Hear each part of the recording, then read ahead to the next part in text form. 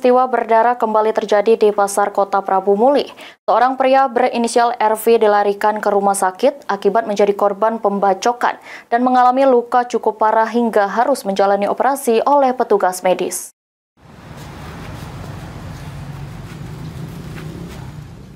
Peristiwa berdarah terjadi lagi di Pasar Kota Prabu Muli, tepatnya di sekitar Apotek Aldo.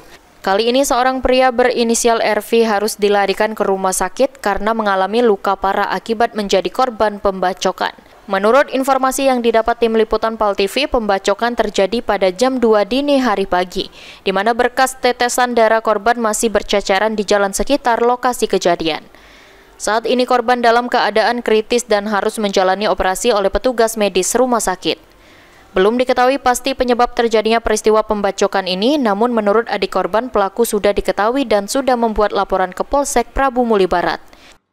Itulah ditelepon kakakku kan, pas ditelepon kakak KBRN itu datang ke rumah. Pas dia datang bukan melalui telepon sih, cuma dia terangkat telepon kan. Pas itu dia datang ke rumah ngabari bahwa kakakku tuh di KPU.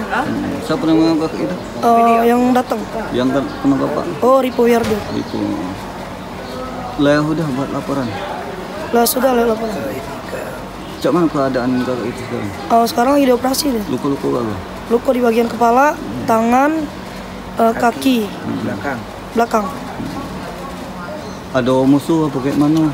Nah itu kurang tahu. Tahu gitu siapa yang melakukan? Kemungkinan besar tuh tahu karena kakak tuh masih sadar posisinya pas sebelum operasi.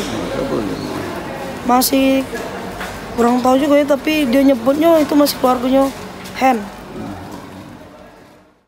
Saat ini petugas Satreskrim Polsek Prabu Muli Barat telah mengantongi identitas pelaku dan sedang melakukan pengejaran.